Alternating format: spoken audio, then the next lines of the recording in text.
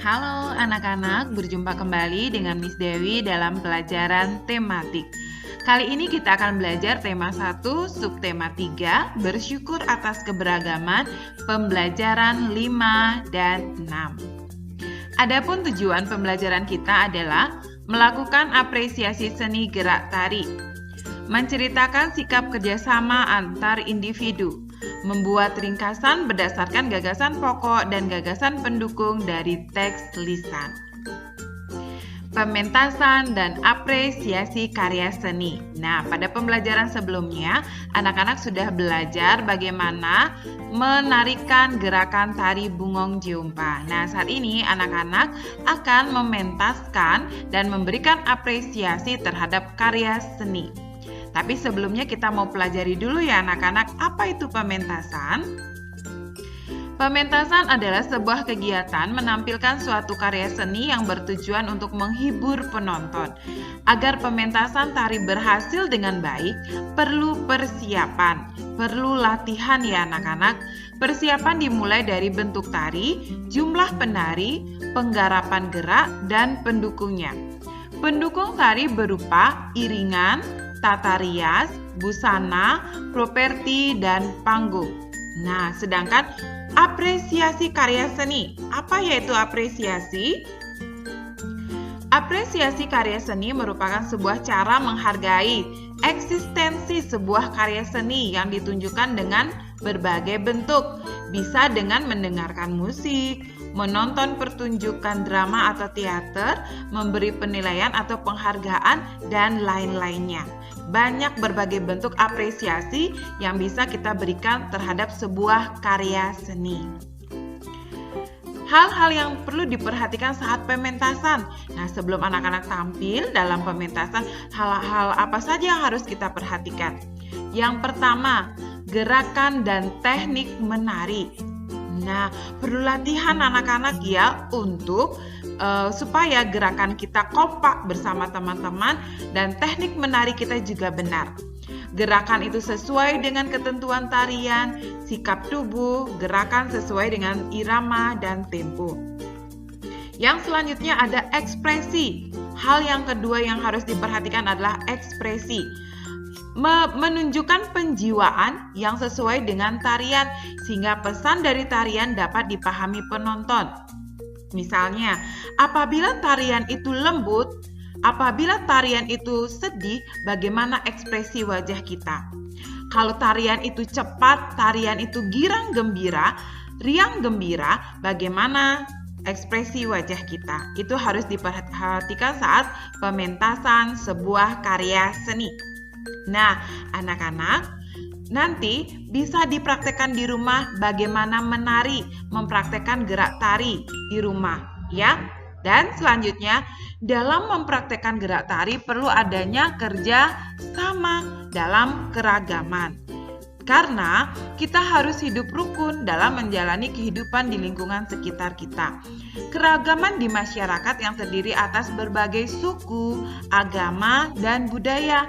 Keragaman tersebut itu disebut dengan keragaman sosial. Sekarang, keragaman sosial apa saja yang ada di sekitarmu? Ayo kita akan lihat, kita akan perhatikan bersama-sama keragaman apa saja yang ada di sekitar kita. Nah, keragaman sosial di provinsi setempat. Nah, anak-anak cobalah cari informasi tentang keragaman dari provinsi asalmu. Tuliskan informasi tersebut dalam bentuk kolom seperti ini. Suku bangsanya apa, pakaian tradisionalnya apa, alat musiknya apa, bahasa daerah, senjata tradisional, dan tarian daerah. Carilah satu saja asal daerah dan tulislah informasi tentang keragaman provinsi tersebut. Baik, kita akan lanjutkan bagaimana kita bekerja sama antar individu di dalam keragaman. Coba sekarang anak-anak perhatikan gambar A dan gambar B. Gambar manakah yang menunjukkan kerjasama?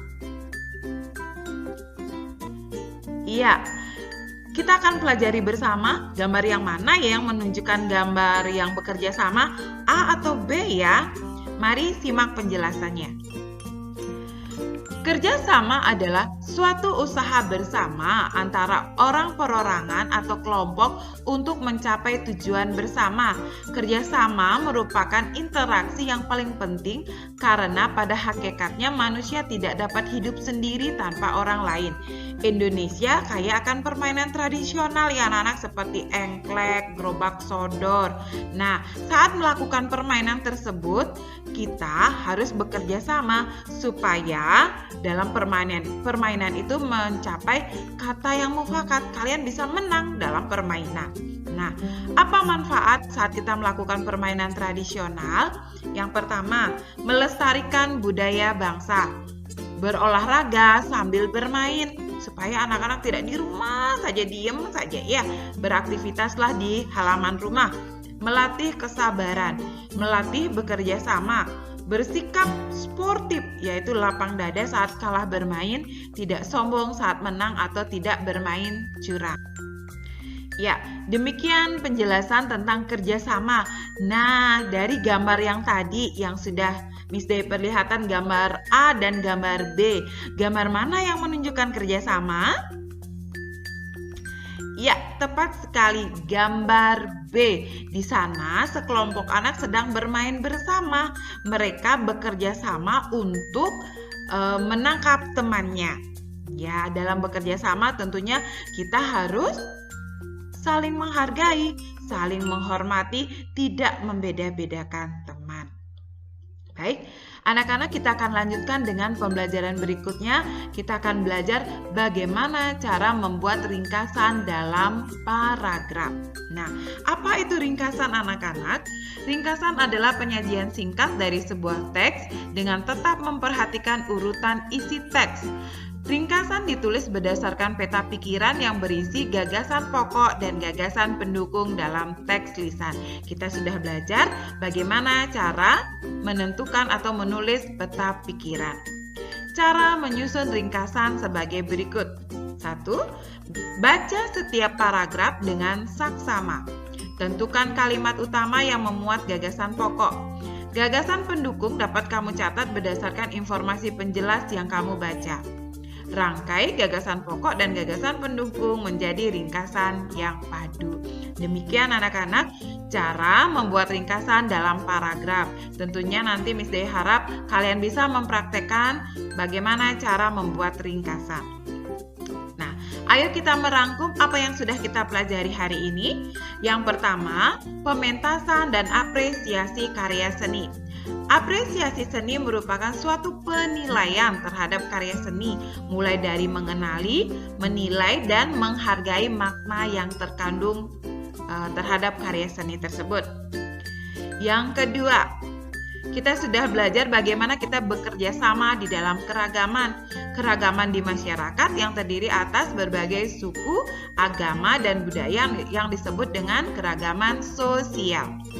Terus yang ketiga, apa yang sudah kita pahami tentang menulis ringkasan dari teks lisan? Hal yang harus kalian perhatikan, yang pertama, bacalah teks dengan seksama. Tentukan kalimat utama yang memuat gagasan pokok. Dan langkah menulisnya, tulislah gagasan pokok dan gagasan pendukung. Kemudian rangkai menjadi ringkasan yang padu. Nah, anak-anak, demikian pembelajaran kita hari ini. Semoga anak-anak paham dan mengerti tentang pembelajaran yang sudah kita pelajari hari ini. Kita akan bertemu kembali di pembelajaran berikutnya. Sampai jumpa.